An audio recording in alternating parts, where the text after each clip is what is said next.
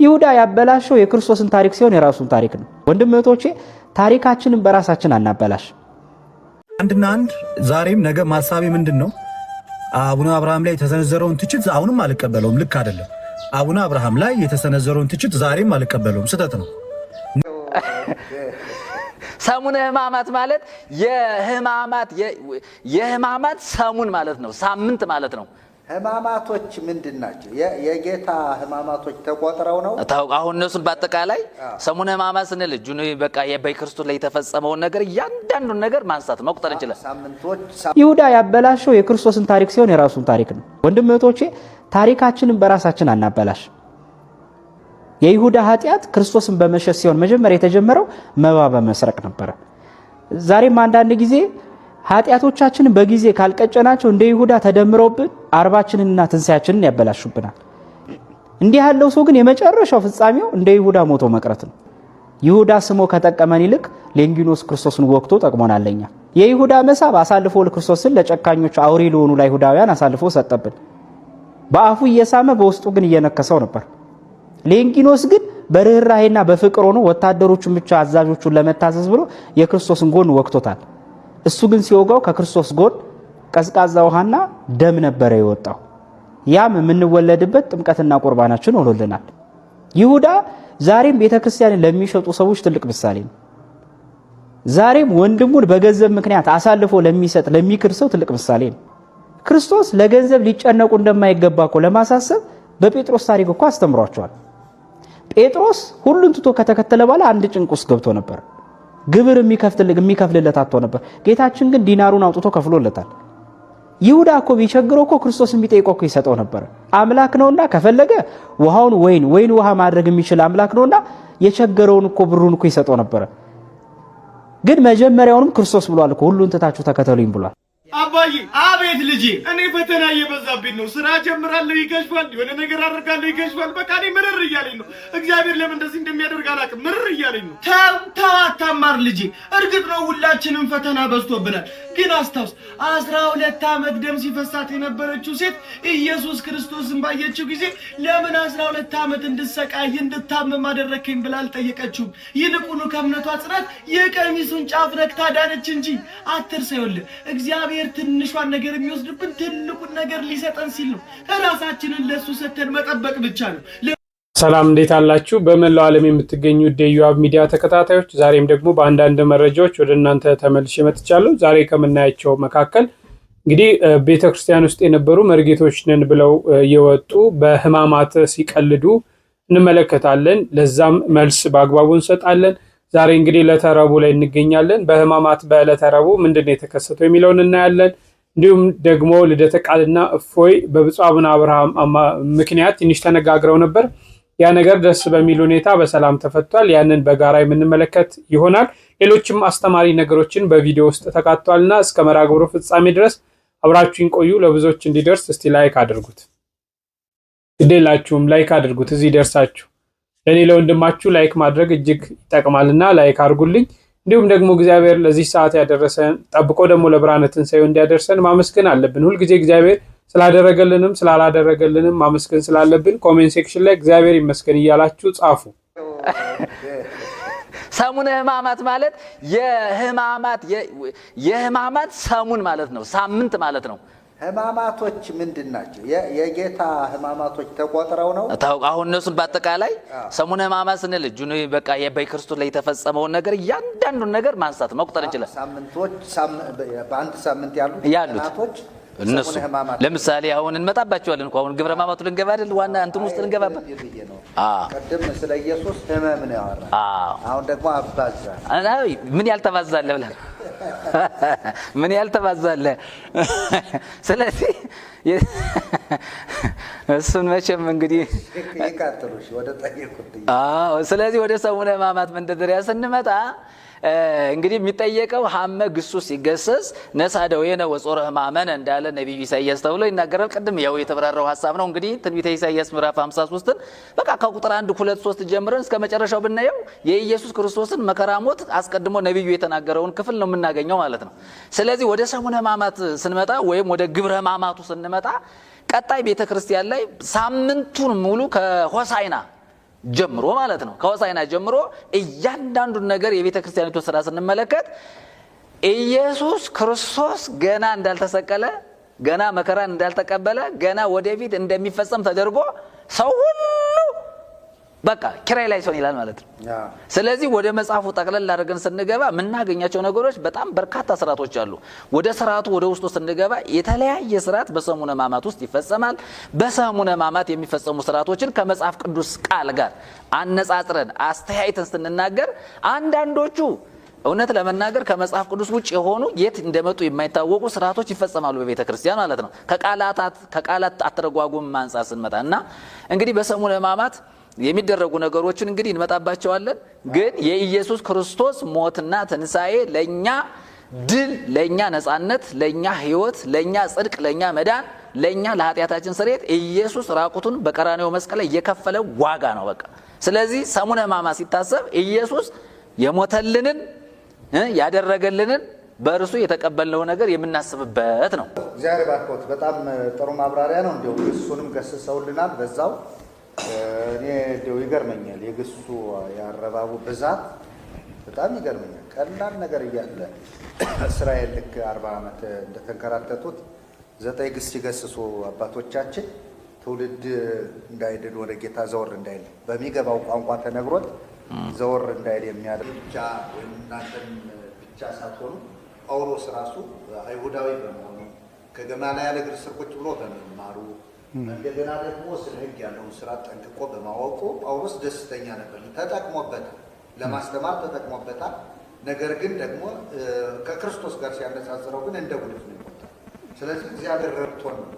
ምክንያቱም አሁን እኛ ምንም እውነት ሳይገባን እንዳልወጣን በደንብ አድርገን የምናይበት ስለሆነ እውነት እንደሆነ እኛን ከቤተ ክርስቲያን ገለል እንድንል ያደረገን እውነት ስለተናገርነን እዛ ውስጥ ደግሞ ያሉ እውነትን ያላወቁ እውነትን የሚቃወሙ ማለት ለማወቅም የማይጥሩ ሰዎች በሚያደርጉት ግፊት ማለት እግዚአብሔር የተባረከ። እንግዲህ አሁን እኔ ቅድም መርጌታ መላክንም ጠይቄዎት የነበረ የኢትዮጵያ ኦርቶዶክስ ተዋሕዶ ቤተክርስቲያን ሕማማትን አስመልክቶ ያላት አመለካከት የሚል ጥያቄ ነበር ያቀረብኩት። አመለካከቷ ከመጽሐፍ ቅዱስ አንጻር ነው ወይንስ ደግሞ የራሷ መጽሐፍ ጽፋ በራሷ ነው የክርስቶስን ሕመም ወይም ደግሞ የክርስቶስን ሕማማቶች የምታስተምራቸው እና የምትተረጉማቸው የምትተርካቸው የሚለውን ለማየት ብዬ ነው። እና ቀጥታ የምንሄደው አሁን እንግዲህ ምናልባት ልዩነት እንዳለ ግልጽ ነው። ለምን መጽሐፍ ቅዱስ ላይ ያለውን ይህንን አይደለም ተከትላ የምትሄደው ከዚህ ውጭ በሆኑ ሀሳቦች ውስጥ ገብታ ይህንን የሚያክል ቅድም በጣም ብዙ ጊዜ እንግዲህ ለማንሳት ይህን መጽሐፍ ይከብደናል በእውነቱ። እንግዲህ ቀሲስ አንዳንድ ጊዜ ታቦት ነው ብላችሁ ይዛችሁ ትወጡ ነበረ። ግልጽ መጽሐፉ ትልቅ መጽሐፍ ነው። ከበድ እንዲል ቄሱ ምላብላብ እንዲለው ይሄንና አንዳንድ ደግሞ መንፈቁ ስንክሳር እንደዚህ ተሸክመው የሚወጡ ቄሶች እንደነበሩ ይታወቃል።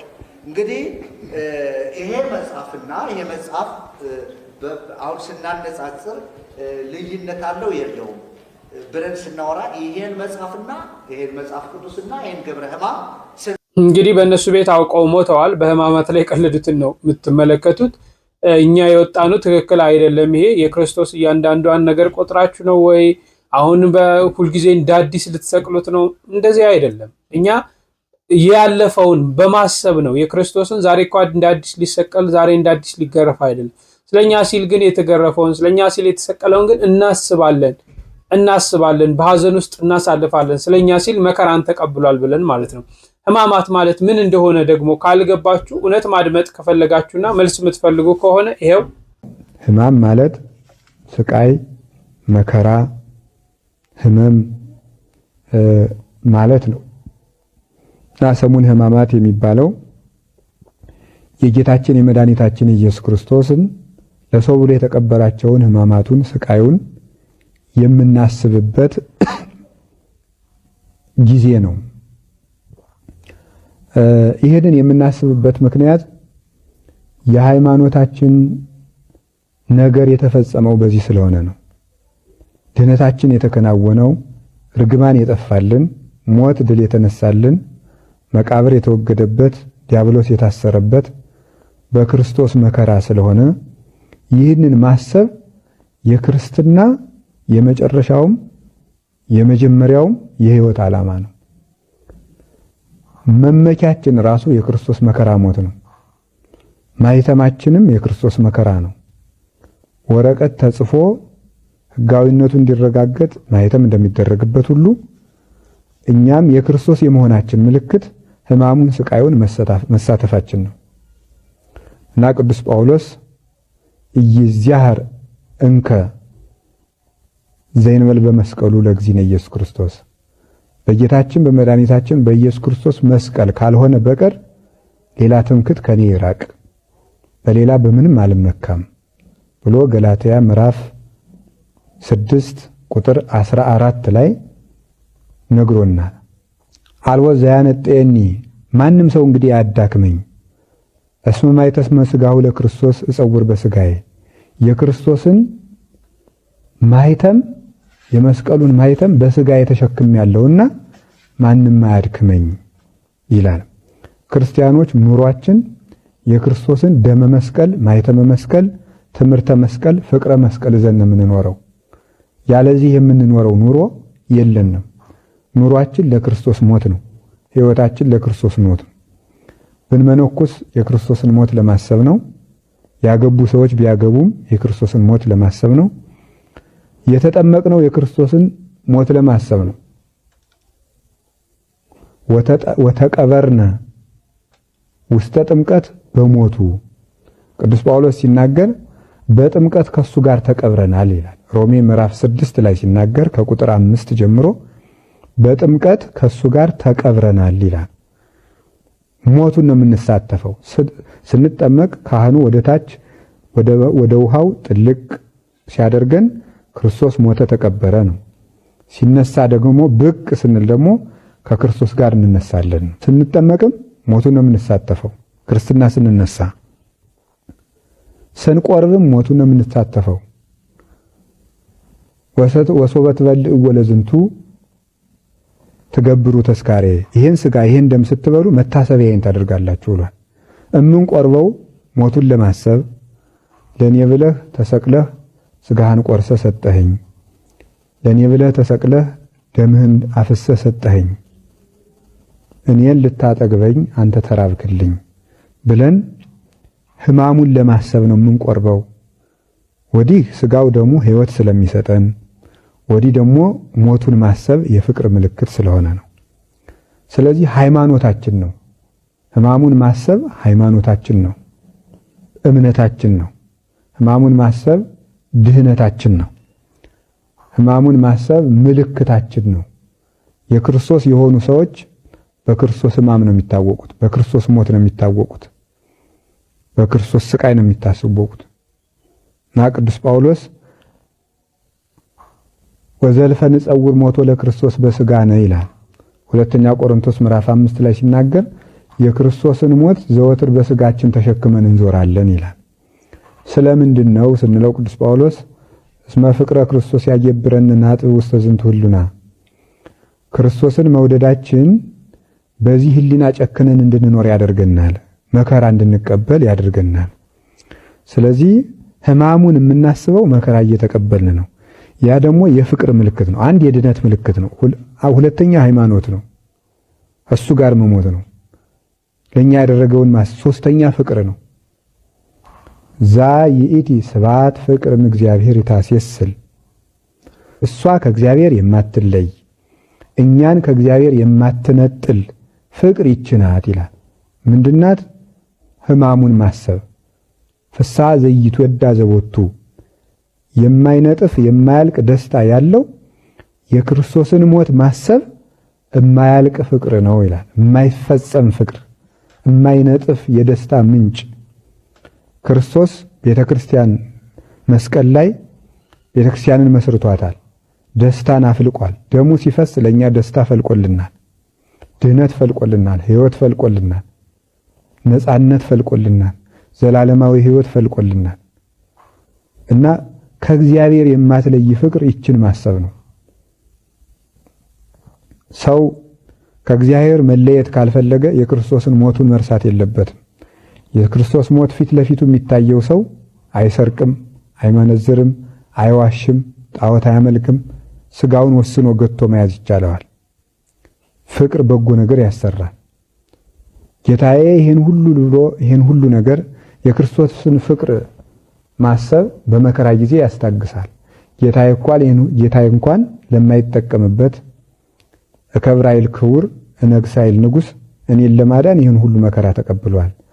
ኃጢአት ሳይኖርበት እኔስ ሲገባኝ ኃጢአት ሲኖርብኝ በዚያውም ላይ ድነት ላገኝበት ነው ብሎ ትዕግስትን ለመያዝም ይጠቅማል። ተፋቅሮ በሁሉ ያስተኤግስ ፍቅር በሁሉ ያስታግሳል ያለ ቅዱስ ጳውሎስ ይህንን ነው። ሁለተኛ ቆሮንቶስ ምዕራፍ 13 ላይ ሲናገር ፍቅር በሁሉ ያስታግሳል፣ ተፋቅሮ በሁሉ ያስተኤግስ ያስታግሳል። ፍቅር ያስታግሳል። የክርስቶስን ፍቅር ስናየው እኛም ዘመዶቻችን እንችላለን፣ ባይድ እንችላለን፣ ጠላቶቻችን እንወዳለን፣ ባልንጀሮቻችን እንታገሰዋለን። ለአባታችን ለአባ ገብረ ኪዳን እግዚአብሔር አምላክ ቃለ ሕይወትን ያሰማልን። የዘመናችን አዲስ ሐዋርያ ናቸው። በስፋት በየጊዜው ያስተምሩናልና እግዚአብሔር ይስጥልን። እስቲ ዛሬ እንግዲህ የምንገኘው ዕለተ ረቡዕ ላይ ነውና ረቡዕ ምንድነው የተከሰተው የሚለውን እንመልከት።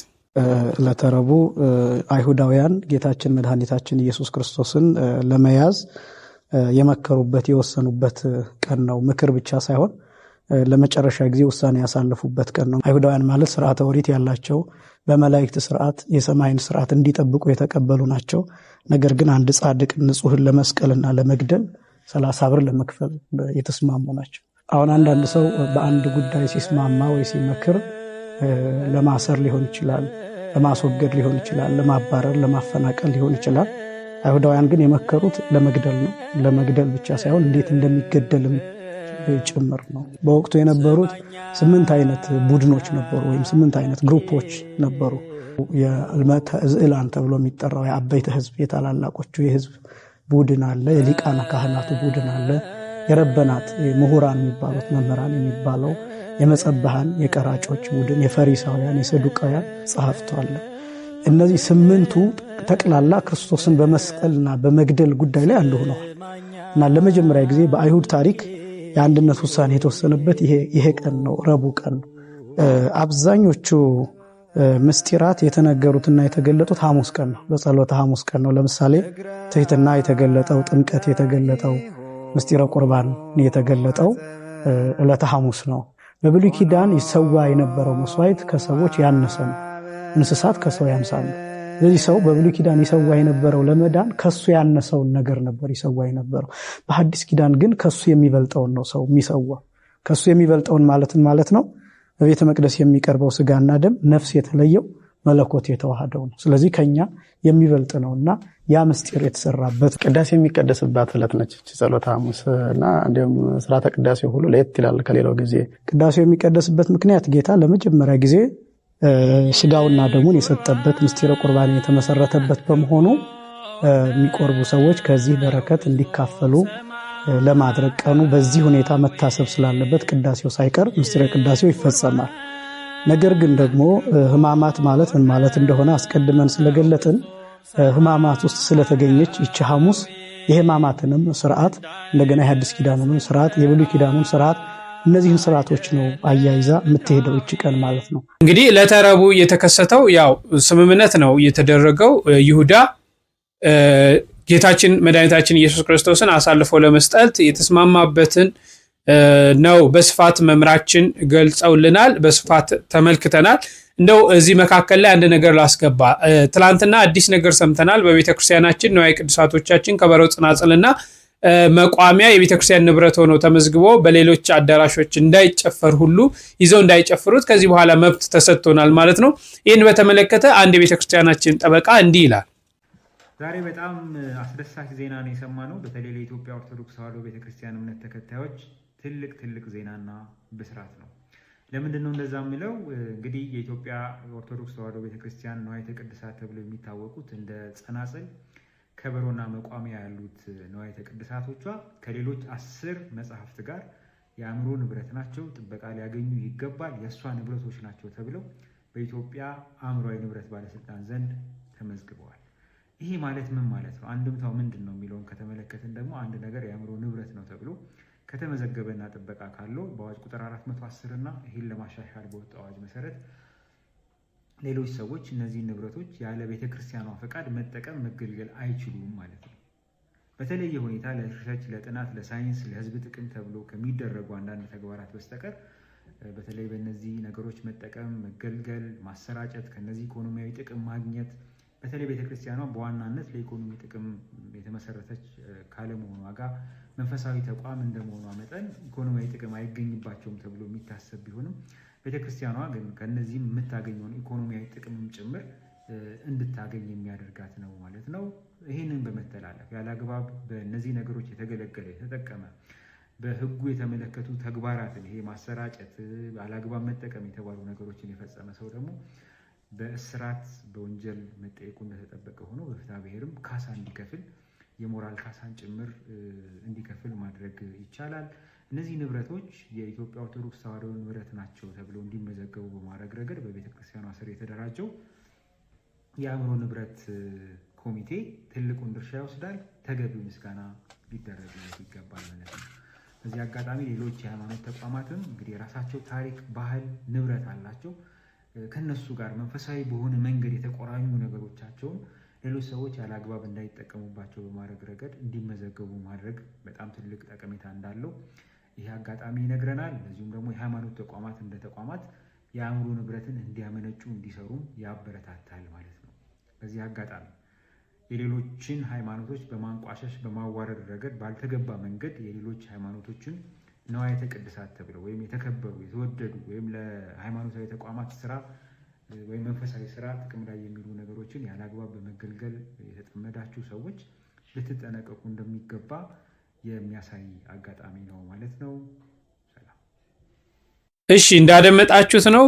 እንግዲህ በመጨረሻ የምንመለከተው እፎይና ልደተ ቃል ሁለቱንም በቲክታክ የምናውቃቸው መንፈሳዊ ነገር የሚያስተምሩ በቅበተ እምነት ላይ የሚሰሩ ናቸው። እፎይ እንግዲህ ጠፍቶ ከመጣ በኋላ ብፁዕ አቡነ አብርሃም ክስ እንዳንመሰርት አድርገውናል ብለው ብፁዕነታቸውን ሰዎች እንዲጠይቁ ጥያቄዎችን ሲያስተላልፍ ነበር። ልደተ ቃል ደግሞ ብፁዓን አባቶቻችን በዚህ ደረጃ ልንከፋ ልንጎዳ እንችላለን፣ እናቶቻችንን እንደምንወድ ሁሉ ቢበድሉን ችለን እንደምናልፍ ማለፍ አለብን፣ ብፁዓን አባቶችን በሚዲያ ማሳጣት የለብንም የሚል ነገር አንስቶ ከሁለቱ መካከል ገብተው ጠብን ለመዝራት በጣም ብዙዎች ፈልገው ነበር። ግን በወንድሞች ትብብር ያ ነገር ደስ በሚል ሁኔታ በልደተ ቃል ቤት ተፈቷል ማለት ነው። እስቲ አንዳንድ ነገር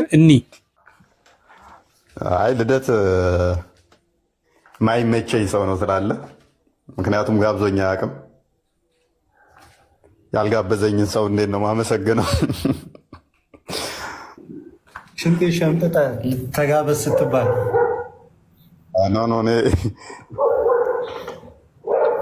ውሻ ያላበላው ነው የሚጮኸው ትላለህ። ውሻ ከኋላ እየጮኸ ነው። ሚዩት ላድርግ። ያ ምንድነው እሱ ብዙም እንትን የለንም። አክቹዋሊ እኔ ፐርሰናሊ ልደት ለኔ ባለውለታዬ ነው። ብዙ ነገሮች እንትን ብሏል፣ በውስጥም ያወራኛል።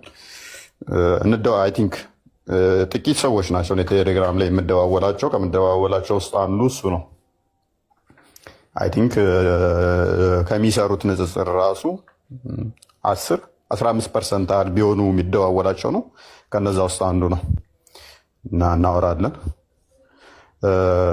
እና ለምንድነው እሱ ሜቢ በቪዲዮ ምላሽ የሰጠበት ከሆነ የመጀመሪያ ቪዲዮን አይቼ ነበረ ከአቡነ አብርሃም ጋር የተያዘ የሰጠውን አስተያየት። አቡነ አብርሃም ከተቀየምክ ልደት ይቅርታ ማለት ወዳለሁ። ካስከፋው ሶሪ አስከፍቻለሁ ይመስለኛል። ፊትህ ሲታይ ግን የተከፋ አይመስልም። በሬ አምጣ እንዳትለኝ፣ ስማ ዶሮ አመጣለሁ ብለህ በሬ አምጣ እንዳትለኝ እንጂ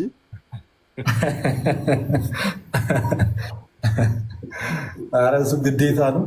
በዛም በዚህም ብለህ እኔን እንደፈለገ መጠለስ ትችላለህ፣ እንደፈለገ መተቸት ትችላለህ። ኤኒታይም እህቶቼን ግን አታክ አደረግ ዲፌንድ አደርጋለሁ እህቶቼን። ይህንን ጠንቅቀህ እወቀው። እኔን ግን ኤኒታይም ለእኔ ባለውለታዬ ነህ። ኤኒታይም እኔን አታክ ብታደርግ ራሴን ዲፌንድ ለማድረግ አልገባም።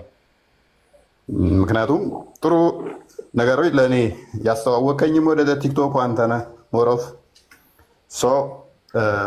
ልደት እኔን አታክ አድርጓል ብዬ የራሴን ለመከላከል ወይንም ላይክ እንደዛ ነገሮች ልደትን አታክ ማደርግበት ምንም ሚንስ አይኖርም። እስልምና ላይ የሚሰሩ ሴቶችን ግን አታክ ካደረግ ኤኒታይም አታክ አደርጋለሁኝ። በተረፈ ይቅርታ ካስቀየምኩ በት ብሎ ይግደረደራል እንዴ? ይቅር ለእግዚአብሔር ይቅር ለእግዚአብሔር የሚለኝ ተቀይሞ ነበር ማለት ነው። ሌላ ሰው አሁን ደግሞ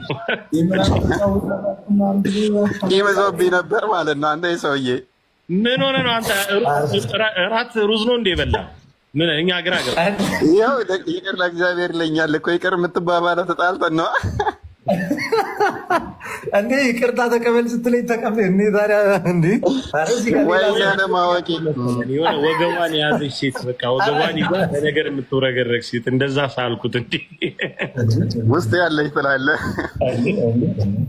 እንግዲህ እንደተመለከታችሁት ነው ሁለቱም ለቤተ ክርስቲያን የሚሰሩ ናቸውና ምናልባት የተናገሩበት ፎይም ልክ ነው፣ ልደተ ቃልም ልክ ነው። አቡነ አብርሃም ልደተ ቃል አባቱ እንደሆኑ ለእፎይም አባቱ ናቸውና ልጅ ደግሞ አባቱን መጠየቅ ይችላልና ጥያቄ ነው ያቀረበው። ልደተ ቃል ደግሞ ኖ አባቶቻችን ጸሎት ቢያደርጉልን ይሻላል፣ ብዙ መከራ ብዙ ፈተና ነው የሚመጣባቸውና እንዲህ አይነት ነገሮችን እኛ እንኳን ማለፍ አለብን የሚሉ ነገሮችን በጎ ነገሮችን ነው የተነጋገሩት። ሰዎች ለመጠምዘዝ ነው የፈለጉት፣ ግን ደስ በሚል ሁኔታ ሁለቱም ፈተውታል። ይቅር ለእግዚአብሔር ተባብለው እንደ ቀደመ ነገራቸው እንደሚመለሱ ትላንት አይተናል። ሰይጣን ያፈረበት ስለሆነ እጅግ ደስ ብሎናል። ሁሉም በአገልግሎት እንዲህ ሲጸና በፍቅር በአንድነት ሲተሳሰብ ደስ ይላልና የኛ ቤተክርስቲያን አንድ የምታደርገን ነገር አለ። ይህም አንድ የምታደርገን ምንድነው? አንድነት አለን፣ ፍቅር አለን፣ ሰላም አለን። ጸብ እንኳን ቢመጣ መታረቅ ምንችልባት ቤተክርስቲያን ነው ያለችንና ለሁለቱ መታረቅ እጅግ ደስ ይላል። እንግዲህ አምላካችን ጠብቆ ለብርሃነ ትንሣኤ ሁላችንን የሚያደርሰን። ሐሳብ አስተያየቶቻችሁን እየሰጣችሁን በሌሎች መርሃ ግብር እስክንገናኝ ቸርን ሰንብት።